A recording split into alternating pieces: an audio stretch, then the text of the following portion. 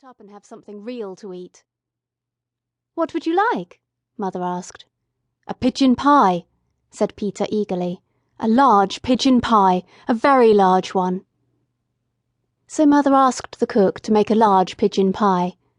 The pie was made, and when the pie was made it was cooked, and when it was cooked Peter ate some of it. After that his cold was better. Mother made a piece of poetry to amuse him while the pie was being made.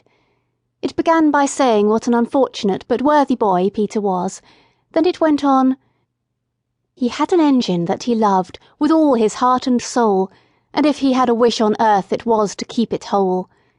One day, my friends, prepare your minds, I'm coming to the worst. Quite suddenly a screw went mad, and then the boiler burst."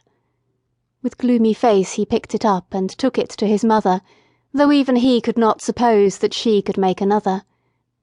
For those who perished on the line he did not seem to care, his engine being more to him than all the people there. And now you see the reason why our Peter has been ill.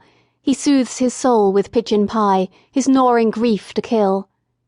He wraps himself in blankets warm and sleeps in bed till late, determined thus to overcome his miserable fate. And if his eyes are rather red, his cold must just excuse it.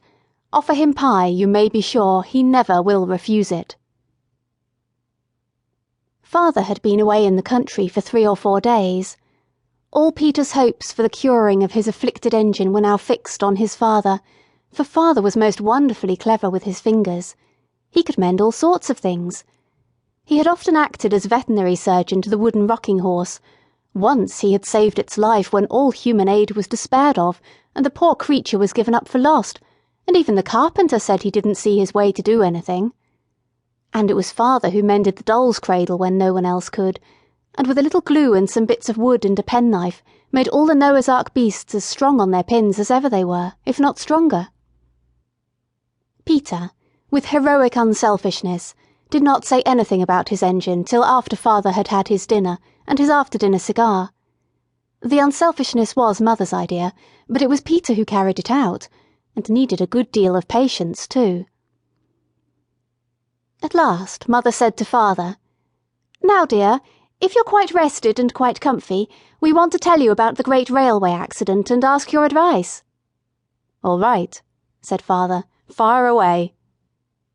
So then Peter told the sad tale, and fetched what was left of the engine. Said father, when he had looked the engine over very carefully. The children held their breaths. "Is there no hope?" said Peter, in a low, unsteady voice. "Hope? Rather, tons of it," said father cheerfully. "But it'll want something besides hope, a bit of brazing, say, or some solder and a new valve. I think we'd better keep it for a rainy day. In other words, I'll give up Saturday afternoon to it, and you shall all help me." "Can girls help to mend engines?" Peter asked doubtfully. "Of course they can.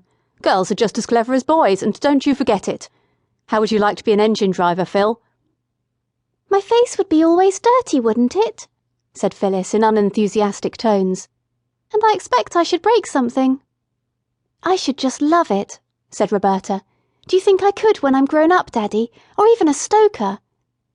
"You mean a fireman," said Daddy, pulling and twisting at the engine. "Well, if you still wish it when you're grown up, we'll see about making you a firewoman. I remember when I was a boy." Just then there was a knock at the front door. "Who on earth?" said father. "An Englishman's house is his castle, of course, but I do wish they built semi-detached villas with moats and drawbridges."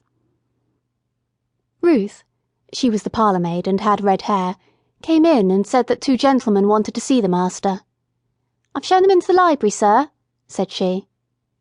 "I expect it's the subscription to the vicar's testimonial," said mother, "or else it's the choir holiday fund.